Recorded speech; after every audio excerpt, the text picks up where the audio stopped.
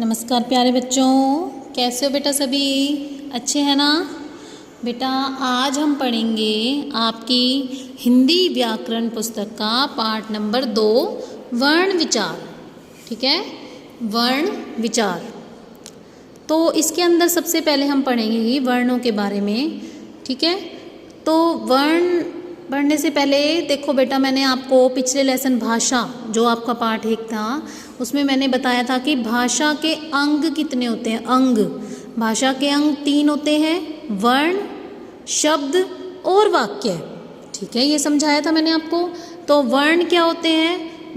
वर्ण ऐसी ध्वनि होती है जिसके टुकड़े नहीं किए जा सकते। ऐसे ध्वनि चिन्ह होते हैं यानी जिनके टुकड़े हम नहीं कर सकते, यानी जिनको और छोटा नहीं किया जा सकता। ठीक है, वर्णों को और छोटा करके नहीं लिख सकते हम। तो फिर वर्ण जब आपस में जोड़ करके हम प्रयोग में लाते हैं तो विभिन्न वर्णों को जोड़ करके क्या बन जाता है? शब्द बन जाता है। और जब हम विभिन्न शब्दों को मिला करके लिखते हैं तो वो वाक्य बन जाते हैं। ये है भाषा के अंग। तो उसमें जो भाषा के अंग हैं उसमें सबसे पहले हमारा वर्ण। तो अब हम पढ़ेंगे वर्ण के बारे में। ठीक है, सभी ध्यान से सुनेंगे। जब हमारा बोलने सुनने अर्थात मौखिक भाषा से सुचारू रूप से काम नहीं चलता। अब देखो, जब हमारा बोल करके काम नहीं चलता तो लिपि अर्थात लेखन कार्य प्रारंभ हो गया। तो हम लिखने का कार्य शुरू करते हैं। तो लिखने की जो कला होती है उसको हम लिपि कहते हैं। भाषा का लिखित रूप सामने आया। जब हम बोल करके अपनी बात किसी को नहीं समझा पा रहे थे तो हमने क्या किया? लिखना शुरू किया। तो लिखित रूप सामने आया। भाषा के 2 रूप होते हैं ना, एक मौखिक, दूसरा लिखित। तो जब मौखिक रूप के प्रयोग से हमारी बात पूर्ण नहीं हुई तो हमने लिखित रूप का प्रयोग किया। तो ज्ञान को स्थायी स्वरूप मिला, वर्ण का निर्माण हुआ। अब जब हम लिखते हैं तो क्या लिखते हैं? वर्ण लिखते हैं ना। इसीलिए हम सहजता यानी आसानी से कह सकते हैं ऐसे ध्वनि चिन्ह जिनके खंड न हो सके, खंड यानी टुकड़े न हो सके, वर्ण कहलाते हैं। ठीक है, जिसको और छोटा करके नहीं लिख सकते वो क्या कहलाते हैं? वर्ण। वर्ण के टुकड़े नहीं किए जा सकते हैं, इन्हें अक्षर भी कहते हैं। वर्ण का दूसरा नाम क्या है? अक्षर। इस लाइन को आप अंडरलाइन करेंगे क्योंकि ये इम्पोर्टेंट लाइन है, आपके फिलअप्स में आ सकती है। वर्ण का दूसरा नाम अक्षर है। वर्णों के उदाहरण। अब वर्ण कौन कौन से होते हैं? जिस प्रकार अ, ई, उ, क, च, त, प आदि, ये सारे क्या हैं? वर्ण। अब वर्णमाला हम देखेंगे।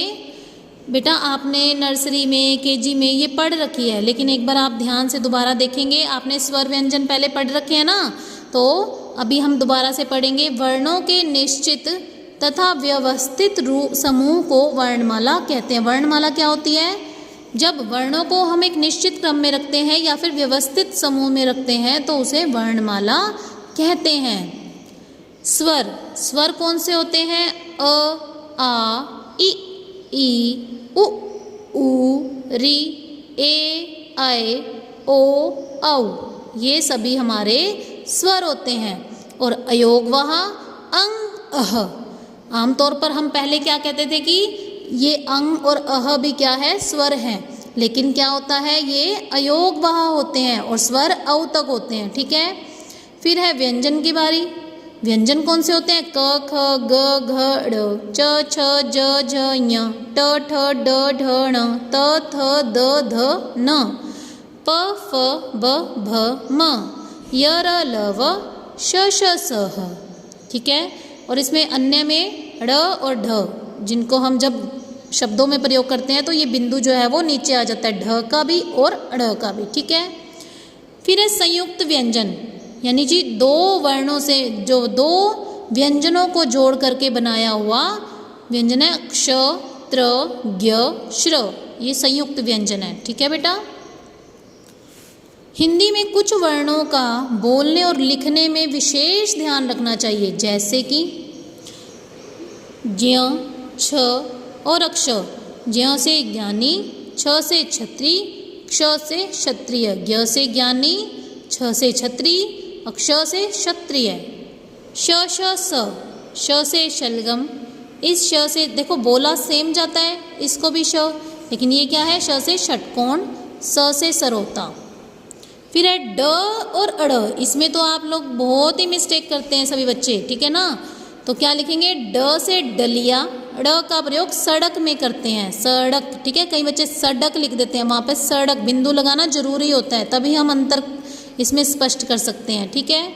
फिर है ढ और ढ, ढ से ढक्कन, और ढ का प्रयोग बुढ़िया में करते हैं। जब शब्द में ढ का प्रयोग सबसे पहले हो तो बिंदु नहीं लगाते, जब बीच में प्रयोग किया गया है तब बिंदु लगाते हैं, ठीक है बेटा। वर्णों को मुख्य रूप से दो भागों में बांटा गया है, स्वर और दूसरा व्यंजन। अभी हमने ये स्वर और व्यंजन पढ़े हैं, आज इतना ही करेंगे सभी बच्चे। स्वर, अयोगवा और व्यंजन याद करेंगे। अभी अगर मैंने कई बच्चों को कहा कि क ख ग सुनाइए तो वो नहीं सुना पाएंगे शायद, तो इसलिए इन सभी स्वर और व्यंजनों को याद करना है। डिटेल में हम स्वर और व्यंजन के बारे में कल पढ़ेंगे, ठीक है बेटा। Have a nice day.